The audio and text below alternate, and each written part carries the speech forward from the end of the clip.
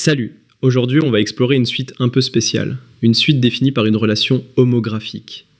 Je sais, ça peut sembler impressionnant au premier abord, mais tu vas voir, c'est vraiment abordable. On va calculer plusieurs termes, déterminer la nature de la suite et même transformer la suite pour trouver une formule générale. À la fin, tu seras capable de manipuler ce type de suite sans souci. Allez, c'est parti. Question 1. Calcul de U indice 1, U indice 2 et U indice 3. Bon, on commence par calculer les trois premiers termes de notre suite. On sait que U indice 0 est moins 3 demi et que U indice n plus 1 égale 3 fois U indice n plus 4, le tout divisé par U indice n plus 3. Allez, on y va ensemble. Pour U indice 1, on remplace 3 fois moins 3 demi plus 4 divisé par moins 3 demi plus 3. Et bingo, ça nous donne moins un tiers. Parfait.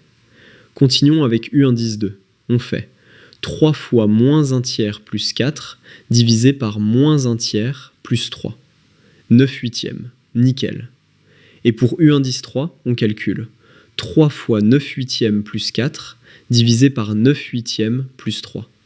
Et hop, 59 33e. Génial, non? Donc on a bien U indice 1 égale moins 1 tiers, U indice 2 égale 9 huitièmes et U indice 3 égale 59 33e. Question 2. Nature de la suite.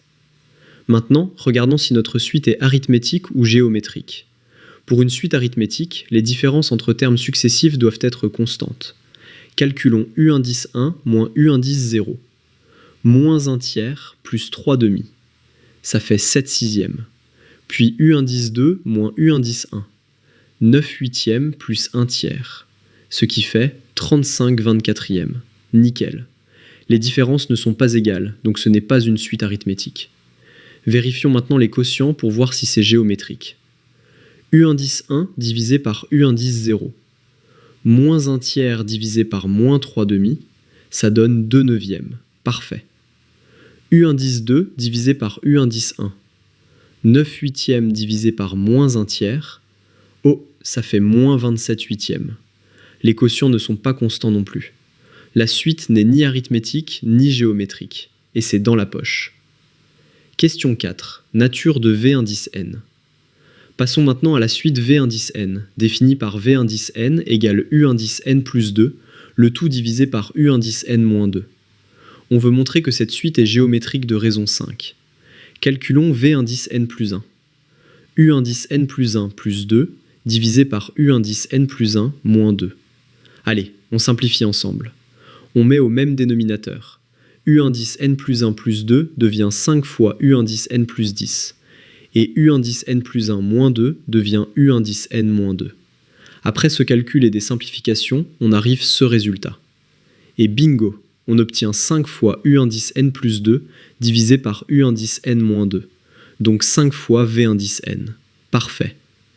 V indice n est bien géométrique de raison 5. Nickel. Question 5. Expression de V indice n. Pour exprimer V indice n en fonction de n, il nous faut d'abord V indice 0. V indice 0 égale U indice 0 plus 2 divisé par U indice 0 moins 2. Ça nous donne moins 1 septième. Génial. Et pour une suite géométrique, on multiplie le premier terme par la raison puissance n. Donc V indice n égale moins 1 septième fois 5 puissance n. Super. Question 6. Expression de U indice n. Enfin, on en déduit l'expression de U indice n. On part de V indice n égale U indice n plus 2 divisé par U indice n moins 2. Et on remplace V indice n par moins 1 septième fois 5 puissance n. Allez, on résout ça ensemble. U indice n plus 2 égale moins 1 septième fois 5 puissance n multiplié par U indice n moins 2. On regroupe U indice n d'un côté, on simplifie et on multiplie numérateur et dénominateur par 7.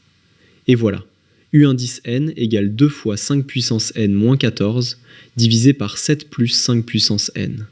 Bingo. Et c'est notre formule finale pour U indice n. Nickel. Et voilà, on a parcouru toutes les étapes de cet exercice et trouvé toutes les formules. Tu vois, même avec une suite homographique, c'est parfaitement gérable. Maintenant, entraîne-toi avec d'autres suites et tu deviendras vraiment fort. Fais-toi confiance, tu as toutes les clés en main pour réussir. Allez, à très bientôt.